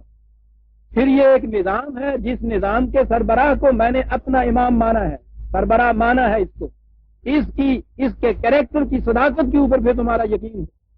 پھر جو معاملہ ہوا تھا وہ باہمی مشاورت سے طے ہوا ہے، پھر اگلا یقین یہ ہو اب جو تم اس کے فیصلے کی اطاعت کر رہے ہو تو یہ ہے جسے اطاعت کہا جا رہا ہے، اس کے خلاف دل کے اندر بھی کبھی گرانی محسوس نہیں ہو سکتی۔ گرانی تو اس وقت ہوگی کہ یا تو اول آپ کو یقین ہی نہ ہو کہ جو کوئی یہ کہہ رہا ہے یہ ٹھیک کہہ رہا ہے، یا مار مار کے منوایا جا رہا۔ اس لیے اس نے کہا ہے کہ اطاعت کے بعد توکل علی اللہ، توکل کے ساتھ، اطاعت کے ساتھ جو استقامت ہوگی پھر اس کے لیے یہ لفظ آیا 16/40-42 16/41-42۔ یہ دیکھیے پروگرام مومنین کا، والذین ہاجروا فی اللہ من بعد ما ظلموا لنبوئنہم فی الدنیا حسنہ ولاجر الآخرۃ اکبر لو کانوا یعلمون۔ یہ لوگ جنہوں نے اس بلند مقصد کے حصول کے لیے سب کچھ تیاگ دیا، ہجرت صرف وطن کو چھوڑنا ہی نہیں، وطن کی تو حیثیت ہی قرآن کی روح سے کوئی شے نہیں۔ وطن تو ان جامد درختوں کا ہوتا ہے جن کی جڑیں زمین کے اندر گڑی ہوئی ہوتی ہیں، جو ہل نہیں سکتی۔ مومن کے لیے تو سارا قرآن ارض مسجد ہے، نبی اکرم صلی اللہ علیہ وسلم کے ارشاد کے مطابق۔ ہجرت کے معنی ہر وہ شے جس کے چھوڑنے کی ضرورت پڑے ہنستے ہوئے چھوڑ دے اس کو۔ یہ لوگ جنہوں نے یہ کیا ان پہ بڑی سختیاں ہوئیں، کہا کہ ہم ان کو ایسا عمدہ ٹھکانہ دیں گے پھر دنیا حسنت، وہ قیامت پہ نہیں اٹھا رکھتا عزیزان من۔ زندہ نظام کے نتائج اس زندگی میں سامنے آتے ہیں، اس دنیا کے اندر تم دیکھو گے کہ ان کو کتنی خوشگوار ہوں، تمکن ادا ہوگا، اور پھر آخرت کا اجر تو پوچھو نہیں کتنا بڑا ہوگا۔ جس کی یہ دنیا حسین ہوتی ہے اس کی اگلی دنیا حسین تر ہوتی ہے۔ فمن کان فی ہذہ اعمی فہو آخرت فی الآخرۃ اعمی، جو یہاں کا اندھا ہوتا ہے وہ وہاں بھی اندھا ہی ہوتا ہے۔ خیر بات اور تھی، لو کانوا یعلمون، کاش یہ اس بات کو سمجھ جاتے۔ یہ کون لوگ ہیں جو اس ضرورت پڑنے پر ہنسی خوشی ہر چیز تیاگ کے آگے بڑھ جاتے ہیں؟ الذین صبروا، یہ لوگ جن کے پاؤں میں کبھی لغزش نہیں آتی، علی ربہم یتوکلون، یہ ہیں جو خدا کے قانون کے اوپر اعتماد کرنے والے۔ کیا قانون تھا جسے وعدہ کہتے ہیں خدا کا؟ وہ حقیقت میں خدا کے قوانین کے نتائج کا نام ہوتا ہے۔ وعدہ اس نے یہ کیا تھا کہ ایمان اور اعمال صالحہ کا لازمی نتیجہ اس زندگی میں تمکن ہو۔ وعد اللہ الذین آمنوا منکم وعملوا الصالحات لیستخلفنہم فی الارض، اس دنیا میں ان کو حکومت اور استقامت اور استخلاف پتا ہوگا۔ وعدہ ہے، وعدہ کیا ہے؟ قانون ہے کہ ایمان اور اعمال صالحہ کا نتیجہ یہ ہو گیا رہتا ہے۔ اب جب اس قانون کی محکمیت پر یقین ہو تو پھر اس کے لیے یہ چھوٹی چھوٹی چیزیں کون نہیں چھوڑ دیتا؟ وہ کسان اپنا گھر بار، بیوی بچے، راحت اور آرام، یہ سب کچھ چھوڑ کے باہر کھیتوں میں جا نکلتا، اسے یقین ہوتا ہے اس پہ۔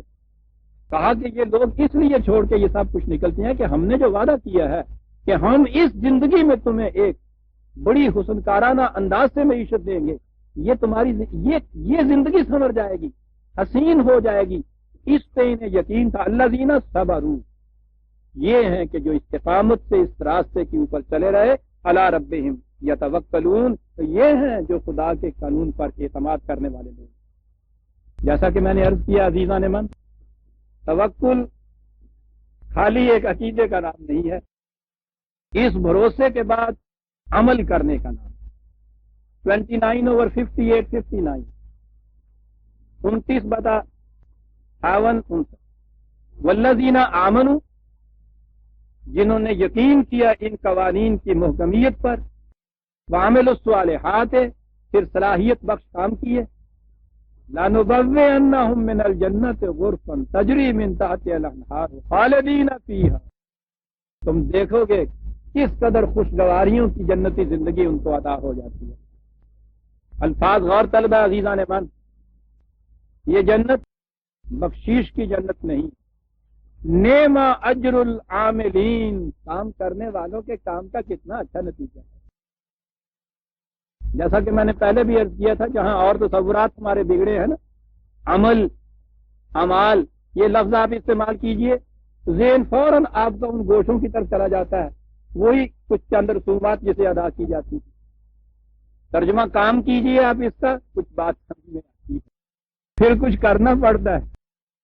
نعم اجر العاملین، کام کرنے والوں کے کام کا کتنا اچھا خوشگوار نتیجہ ہے یہ۔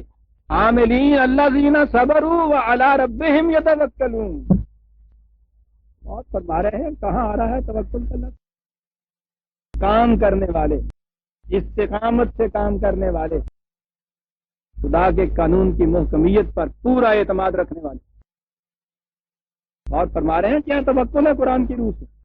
11/123، کیونکہ اہم موضوع ہے اس لیے میں چاہتا ہوں جتنی بھی تفصیل ممکن ہو سکے ایک درس میں پوری کروں۔ 11/123، وَلِلَّهِ غَیْبُ السَّمَاوَاتِ وَالْأَرْضِ، یہ کام جن کے ابھی نتائج تمہارے سامنے نہیں آئے، وہ چھپے ہوئے ہیں، تم نہیں جانتے۔ پہلی دفعہ اگر کوئی کام اس قسم کا کیا جائے قانون کے بھروسے پہ، اور وہ اس سے پہلے ابھی سامنے نہ آیا ہو، اس پہ یقین رکھنا جو ہے، اسے کہتے ہیں ایمان بالغیب جسے کہتے ہیں۔ ان چیزوں کے بھی ترجمے مفہوم عجیب ہوئے ہیں ہمارے سامنے ساتھ، کہہ دیا یہ میٹا فزکس سے تعلق ہے۔ کوئی پروسیس، کوئی فارمولہ جو پہلی دفعہ آزمانا ہے تم نے، ابھی اس کے نتائج سامنے نہیں آئے، اس کے اوپر یقین رکھنے کے لیے قانون دینے والے کی حقیقت اور اس کی صداقت پہ بڑے ہی یقین محکم کی ضرورت ہوتی ہے۔ جب وہ ایک دفعہ سامنے آ جاتی ہیں چیزیں، پھر اس کے بعد تو سب شروع کر دیتے۔ کہا کہ یہ اس خدا کے قانون دیے ہوئے ہیں کہ جو چیزیں تمہاری نگاہوں سے پوشیدہ ہیں وہ بھی جانتا ہے۔ الیہ یرجع الامر کلہ، جتنے معاملات یہاں ہوتے ہیں تمام کے تمام اس کی طرف لوٹتے ہوئے چلے جاتے ہیں، اس کے قانون کی طرف۔ کوئی ادھر ادھر نہیں جا سکتا کائنات کے اندر۔ فاعبدوہ، لہذا اسی کے احکام کی تعمیل کرو، اسی کی محکومیت اختیار کرو۔ عبادت کے معنی میں بتا چکا ہوں۔ وتوکل علیہ، بھروسہ رکھو اس کے اوپر۔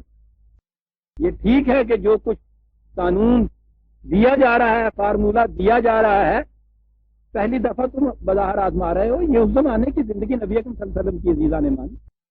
ان حالات کے اندر یہ کہنا کہ یاد رکھو تم کیسر و کسرا کے تختوں کے مالک بن جاؤ گے، وہ قوم کے جن کو گھروں سے نکال دیا گیا تھا عزیزہ نے مان، خدا کے اس وعدے کے اوپر یقین رکھنا جو تھا، یہ ہے جسے ایمان بالغیب کہتے ہیں۔ اتنا محکم یقین تھا ان کو کہ چل نکلے۔ نتائج نے بتا دیا کہ ان وعد اللہ حق، خدا کے وعدے سچے ہوئے۔ کہا بھروسہ رکھو جو کچھ ہم کہتے ہیں۔ 11/123، 39/38، ایک اور آیت لے لیجیے، 39/38، آخری دو لفظ لیجیے گا آیت کے۔ قل حسبی اللہ، کیا بات ہے، حسبی اللہ، خدا دارم کے غم دار، مجھے خدا کے قوانین کافی، تمہارے ان نظاموں کی، تمہاری ان ازم کی مجھے ضرورت نہیں ہے، میرے لیے وہ کافی ہیں۔ علیہ یتوکل المتوکلون، صحیح بھروسہ کرنے والے اس کے قانون کے اوپر بھروسہ کرتے ہیں۔ یہ کہو، کس سے کہا گیا ہے؟ خود نبی اکرم صلی اللہ علیہ وسلم فرما رہے ہیں۔ بات چلی آ رہی ہے یوں کہ یہ مخالف جو تھے وہ سامنے آئے، انہوں نے یہ آ کے یہ بات کہی کہ صاحب آپ کچھ کہتے ہیں ہم بھی کچھ کہتے ہیں، خام خواہ جھگڑا کیوں کریں، آؤ کچھ کمپرومائز کر لیں، مل جل کر ایک مخلوط قسم کی حکومت قائم کر لیں، ایک ایسا نظام قائم کریں، تم بھی آ جاؤ ہم بھی آ جائیں، خام خواہ انرجی ویسٹ ہو رہی ہے ہماری، حق اور باطل اکٹھا ہو جائے۔ کہا کہ صاحب شکریہ، کہا ان سے کہہ دو شکریہ، میرے پاس جو فارمولہ ہے وہ فی ذات ہی مکمل ہے، اس میں اب کسی پیوند سازی کی ضرورت نہیں ہے۔ ضمن برادران عزیز، یہ الفاظ آپ جتنے آج دہرائے جا رہے ہیں، پھر کبھی الیکشن کا زمانہ آئے گا تو پھر دہرائے جائیں گے، ورنہ اس سے پہلے نہیں دہرائے جائیں گے۔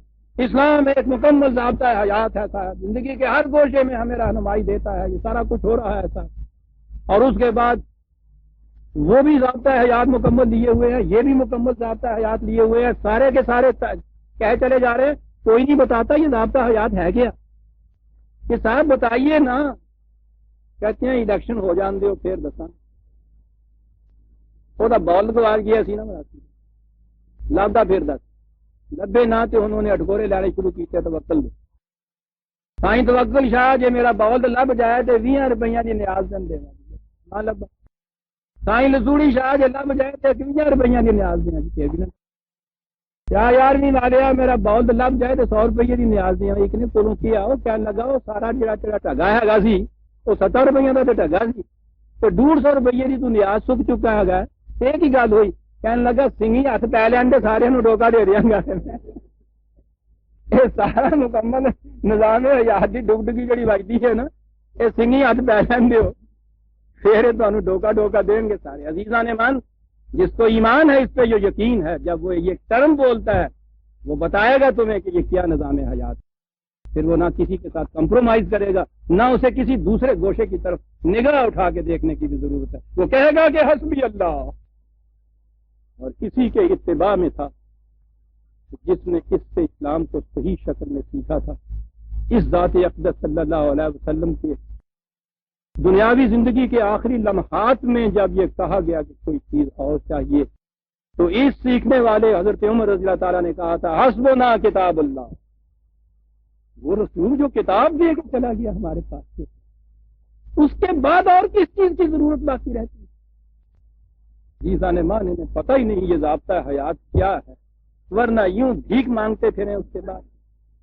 ہے کسی کے سامنے جو سامنے دے کر کے دکھائے، یدخلون فی دین اللہ افواجا، یہ تو ایک ایک ووٹ مانگتے ہیں عزیزان مان، دنیا بھر ووٹیں نہیں، ان کے پاؤں پکڑ لے کہ ہم تمہیں کہیں جانے نہ دیں گے۔ حسبی اللہ علیہ یتوکل المتوکلون، صحیح بھروسہ کرنے والے اس پہ بھروسہ کرتے ہیں۔ سنیے عزیزان من، اس بھروسے کے بعد کیا کہہ رہے ہیں؟ تم کہتے ہو کہ آؤ ہمارے پروگرام کے اوپر عمل کر کے دیکھو، ہمارے ساتھ کمپرومائز کا کہا، کل یا قوم اعملوا علی مکانتکم انی عامل۔ یہاں گالیاں دینے کی بات نہیں، بحث و تمہید کی بات نہیں، کیچڑ اچھالنے کی بات نہیں ہے، یہ افریقی رقص جو آج ہو رہا ہے اس کی ضرورت نہیں۔ سیدھی بات ہے، وہ کہتا ہے کہ تمہارا دعویٰ یہ ہے کہ ہمارا پروگرام جو ہے وہ ٹھیک نتائج دے گا، میرا دعویٰ ہے کہ میرا پروگرام نتائج دے گا۔ اس کی شہادت کیا ہے؟ دلیل کیا ہے اس کی؟ کہا یہ ہے تم اپنے پروگرام پہ عمل کرو، مجھے اپنے پروگرام پہ عمل کر لینا، میں تمہارے معاملے میں انٹرفیئر نہیں کرتا، تم میرے معاملے میں انٹرفیئر نہ کرو۔ فَسَوْفَ تَعْلَمُونَ مَنْ يَأْتِيهِ عَذَابٌ يُخْزِيهِ وَيَحِلُّ عَلَيْهِ عَذَابٌ مُقِيمٌ۔ تھوڑے ہی دنوں کے بعد بات صاف ہو جائے گی کہ کس کا پروگرام نتیجہ آور ہے، کس کا پروگرام تباہ کن ہے۔ یہ کیچڑ اچھالنے کے معنی کیا ہے؟ آپ نے دیکھا کہاں آیا ہے یتوکل المتوکلون، قل یا قوم اعملوا علی مکانتکم انی عامل۔ توکل اسے کہتے ہیں عزیزان مان، کتنا بڑا بھروسہ ہے اور کن حالات میں ہے۔ جیسا میں نے عرض کیا، قرآن کہتا ہے ان حالات میں کہ دو نفوس ایک غار کے اندر پناہ لے کے بیٹھے ہوئے ہیں، دشمن کے پاؤں کی آہٹ کان میں آ رہی ہے، وہاں ایک رفیق کی پیشانی پہ تذبذب کے آثار نظر آتے ہیں، اپنے لیے نہیں، اس کے لیے جو جان سے بھی زیادہ عزیز ہے، اور وہ وہاں اسے کہتا ہے کیوں گھبراتے ہو، خدا کے وعدوں پر پکا یقین ہے۔ لیکن یقین اس صورت میں وہ سامنے صداقت آتی ہے۔ قل یا قوم اعملوا، کتنا بڑا چیلنج ہے عزیزان مان، اور کتنا بڑا بھروسہ ہے جس کے ساتھ یہ شخص کہہ رہا ہے۔ کھلی چھٹی دے رہا، جاؤ اپنے پروگرام کے مطابق کام کرو، مجھے میرے پروگرام کے مطابق کام کرنے دو، صرف میں یہ چاہتا ہوں تم سے ڈونٹ انٹرفیئر، لکم دینکم ولی دین۔ جس کے نتائج تم دیکھ لو گے میں اپنے نتائج دیکھ لوں گا، معلوم ہو جائے گا کہ کون اس کو ذلت کا حکم ہوتا ہے۔ دیکھا عزیزان من، توکل کے معنی کیا ہیں؟ نبی اکرم صلی اللہ علیہ وسلم کو پہلے دن سے یہ کہہ دیا گیا تھا کہ یہ تمہارا نظام غالب آ کر رہے گا۔ قرآن کے الفاظ ہیں، کتب اللہ، الفاظ نہیں، کتب ہے، اس میں خدا نے یہ بات اپنے اوپر واجب کر لی ہے۔ داخلہ بننا آنا و رسلی، خدا اور اس کے رسول غالب آ کر رہیں گے، یعنی خدا نے اپنے اوپر فرض کر دی۔ اتنی بڑی چیز ہے صاحب یہ کہنے کا انداز۔ ہمارے اوپر تو قرآن نے کہا ہے کتب علیکم القتال کتب علیکم الصیام، تمہارے اوپر یہ فرض ہے یہ فرض ہے، کہا ہے ایک بات خدا پہ بھی فرض ہے۔ فرض یہ ہے کہ صحیح نظام زندگی اگر اس کے اوپر عمل کرنے والا کو کھڑا ہو جائے تو غالب آ کر رہے گا صاحب۔ تو جس رسول کو یہ وعدہ دے دیا گیا ہو، معاذ اللہ اگر وہ بھی یہ سائنس توکل شاہ والا توکل لے کے بیٹھ تو پھر تو راوی عائش لکھتا ہے بیٹھے ہوئے رہتے ہیں کہ صاحب خدا نے وعدہ کر دیا ہے پر یہ تو ہو کے رہنا ہے، سوال ہی نہیں ہے۔ آپ کو پتا ہے کہ اس وعدے کے ایفا ہونے میں جس کے متعلق کہا تھا خدا نے کہ ہم نے اپنے اوپر یہ واجب کر لیا ہے کہ غالب آئے، کم از کم 82 لڑائیاں اور سرائے تھے جن کے اندر حضور نے بھی اس قوم کو اور حضور کے ساتھیوں کو لڑنے پڑے، اس وعدے کو پورا کرنے، خدا کے اس فریضے کو ادائیگی کے لیے جنگوں میں شکستیں کھائیں، دان شہید ہوئے، زخم آئے، کتنے صحابہ جو تھے ان کا خون بہا، مسلسل جنگیں ہوتی چلی گئیں۔ ادھر سے خدا نے یہ وعدہ کیا کہ ہم نے فرض قرار دے لیا اپنے اوپر کہ یہ ہو کے رہے گا، ادھر اس سے کہا کہ اپنی سرحدوں کے اوپر گھوڑے باندھ کے رکھنا، وَتَوَکَّلْ عَلَى اللَّهِ، پھر بھروسہ کرنا خدا پر، پھر بھروسہ کرنا، keep your powder dry and then trust in God، بارود کو نمی سے بچانا پھر بھروسہ کرنا۔ 5/22 24 نہیں 5/11 میں یہ ہے، یا ایھا الذین آمنوا اذکروا نعمت اللہ علیکم اذ ہم قوم ان یبسطوا علیکم ایدیہم فکف ایدیہم عنکم ہاں خدا کی اس نعمت کو یاد کرو. ہجوم کر کے یہ مخالفین آ گئے تھے کہ تمہیں کسی طرح سے پسپا کر دیں، نیست و نابود کر دیں، شکست دے دیں تمہیں. تم نے دیکھا کہ اس نے کس طرح سے ان کے ہاتھوں کو روکا. یعنی نظر یوں آ رہا ہے کہ وہاں انہوں نے ہاتھ اٹھائے اور اللہ تعالیٰ نے وہیں مفلوج کر دیے ان کے ہاتھ. ہمارے یہاں کا تو توقع یہ ہے نا کہ یہ سب کچھ خدا کرے گا، کہ اس نے ہاتھ ان کے اس طرح سے باندھ دیے وہیں کے وہیں. یہاں ہے واتقوا اللہ وعلی اللہ فلیتوکل المؤمنون، یہاں لفظ توکل آیا ہے، لیکن یہ کس طرح سے ان کے ہاتھ رکے تھے. قرآن کریم کے صفحات کو بتا رہے ہیں، یہ بتا رہے ہیں کہ ایسے وقت آئے، جنگ آزاد میں یہ ہے، وہ ایسا وقت آ گیا تھا کہ تمہارے دل اچھل کر حلق میں آ رہے تھے، آنکھیں پھٹی ہوئی، زمین میں تزلزل پیدا ہو گیا تھا، آسمان سے مصائب تمہیں نظر آ رہے تھے، باقی ہوئے آ رہے تھے. اس قسم کے صبر آزما مراحل میں تم نے اپنے پاؤں میں لغزش نہیں آنے دی. یوں خدا نے ان کے ہاتھوں کو تم سے روک دیا. یہ خدا نے روک دیے کے معنی یہی ہوتے ہیں کہ تم نے جب اس کے قانون کے مطابق یہ کیا تو یہ کچھ ہو کے رہا. ورنہ سیدھی سی بات تھی کہ خدا کہنے والا، اس کا رسول سننے والا، اس سے وہ وعدہ کر رہا ہے کہ یہ ہو کے رہے گا، تو پھر اس کے بعد کرنے کی ضرورت کیا ہے. یہ اتنی جنگیں، اتنا ساز و سامان، یہ ساری 7 سال کی، پہلے 13 سال مکے کی زندگی، ان تیاریوں کی 7 سال کی زندگی، مسلسل جہاد کی زندگی عزیزان مان. اس کے بعد ہے یہ کہ کچھ توکل کہتے. ہاں توکل کی ایک بڑی محسوس سی مثال 10/71 71 حضرت نوح علیہ السلام نے کہا مخالفوں کا ہجوم آ رہا ہے، یہ نظر آ رہا ہے وہ جو سیلاب آنے والا ہے، اس کے لیے کہا ہے فعلی اللہ توکلت، میں خدا پہ بھروسہ کرتا. لفظ یہی ہے نا، تم تباہ ہو جاؤ گے، خدا نے مجھ سے کہا ہے کہ تم اور تمہاری جماعت بچ جائے گی اس سیلاب سے، یہ نہیں غرق ہوگی، وعدہ کیا. اور اس کے بعد کیا ہوا؟ خدا نے کہا کہ نوح کشتی بناؤ جلدی سے. دیکھا آپ نے یہ توکل تو اللہ کہہ رہے ہیں. یہ کیا تھا توکل؟ مجھے اس نے یہ بتایا ہے ایک قانون، اور وہ یہ ہے کہ اگر اس طرح سے لکڑیاں جوڑ کے، قرآن کہتا ہے لکڑیاں جوڑی میخٹ ہوتی، یہ کچھ کر لیا جائے، اتنا اس کا ہجوم اگر ہو جائے اور اتنے اس میں آدمی سوار کرا دیے جائے جن کا وزن اتنا ہو، تو پھر کتنا ہی پانی کیوں نہ ہو وہ تیرتی جائے گی. مجھے اس نے بتا دیا ہے، اس کا نام ہے توکل تو اللہ. بتا دیا مجھے، سامنے بنا رہے تھے، ان کی تو مت ماری گئی. ہر بات میں جب کوئی آدمی مخالفت ہوتی ہے تو اندھا ہو جاتا ہے. سامنے یہ کچھ کر رہے تھے، وہ مذاق کر رہے تھے، دیکھو یہ کر کیا رہا. وہ پوچھتے تھے کیا کر رہے ہو، کہتے تھے اللہ پہ توکل کر رہا ہے. یہ کرو. اور وہ جو چمکتی ہوئی ہیرے کی طرح ہے حدیث نبی اکرم صلی اللہ علیہ وسلم. جب وہ بدو آ گیا تھا اندر، آپ نے کہا کہ کیسے آئے ہو، کہا کہ وہ اونٹ ہے. کہا کہاں اونٹ ہے؟ کہا باہر چھوڑ دیا. کہا باہر چھوڑ دیا. ویسے ہی اس نے کہہ دیا کہ ہاں جی توکل اللہ چھوڑ دیا. فرمایا ایک و توکل، جا کے پہلے اونٹ کا گھٹنا رسی سے پکی طرح باندھ، پھر توکل کر. لیکن ایک توکل اس کے بعد عزیزان مان پھر وہ آیا جس کی مثال خود قرآن کریم نے بنی اسرائیل کی زندگی کے اندر ہمیں. کیا بات ہے، قرآنی قوموں کے واقعات زندگی اس طرح سے لاتا ہے ایسا کہ یہ تو گل سن نو ہے تو کن کر. یہ داستانہ یہ ہے، باتیں ان کی ہیں، کہا ہم سے جاتا ہے. حضرت موسیٰ علیہ السلام قوم کو لے کے نکل آئے، قوم کی فرعون کی غلامی سے نجات بھی مل گئی، انڈیا کی تقسیم بھی ہو گئی، پاکستان کی سرزمین بھی ملی. میں نہیں ایسے ملی تھی جیسے بنی اسرائیل کو ملی. یہاں آنے کے بعد انہوں نے کہا کہ لیجئے یہ کچھ تو یوں ہو گیا ہے، اس سرزمین کا تمکن حاصل کرنا ہے، مجاہدانہ زندگی بسر کرنی ہوگی.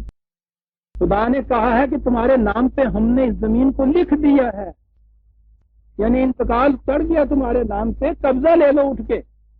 قالوا یا موسیٰ ان فیہا قوما جبارین وَإِنَّا لَن نَّدْخُلَهَا حَتَّى يَخْرُجُوا مِنْهَا فَإِن يَخْرُجُوا مِنْهَا فَإِنَّا دَاخِلُونَ. لگے موسیٰ اس میں تو بڑے کوئی زبردست سے لوگ نظر آتے ہیں، مار مار کے بتاڑ پھینک دیں گے. نہیں بھائی، ہم تو نہیں جائیں گے، ہم تو نہیں داخل ہوں گے اس میں. لیکن یہ نہیں ہے کہ ہم چاہتے نہیں ہیں، اگر یہ وہاں سے نکل جائیں تو ہم ضرور اس پہ قبضہ کر لیں گے. لاؤ بڑے بہادر. سنیے عزیزان من، قال رجلان من الذين يخافون انعم الله عليهم ادخلوا عليهم الباب فاذا دخلتموه فانكم غالبون. یہ خدا کے دو بندے موسیٰ اور ہارون جو تھے، انہوں نے کہا تم بختوں کچھ تھوڑی سی ہمت کرو، اٹھو اور اٹھ کے قبضہ لے لو اپنے ہاتھ میں، بس تمہارے اٹھنے کی دیر ہے، اٹھو اور قبضہ لے لو. سنیے عزیزان، کہا وعلی اللہ فتوکلوا ان کنتم مؤمنین. تو اگر تمہیں اس کے اس وعدے کے اوپر ایمان ہے تو بھروسہ کیوں نہیں کرتے اس کے اوپر، اٹھ کے کیوں نہیں ان کا مقابلہ کر کے ان کو شکست دے دیتے. دیکھا توکل. قالوا یا موسیٰ الا ندخلها ابدا ما داموا فیہا. نہیں، جب تک وہ ہیں وہاں، فوجیں ان کی بیٹھی ہوئی ہے نہر کے اس پار، ہم تو نہیں اٹھیں گے سر. پہلے تو جا کے وہاں سے ان کی فوجوں کو ہٹا کے امرتسر بھیجا، پھر دیکھو جی کیویں جناب جانے مار دے اٹاری سے جاؤ. تو کہنے لگا کون جا کے یہ کچھ کرے گا؟ کہا فضا بنتا ہوا ربو بکاتے نا، تیرے اللہ نے وعدہ کیا اور تجھ سے وعدہ کیا، تھی دونوں جاؤ.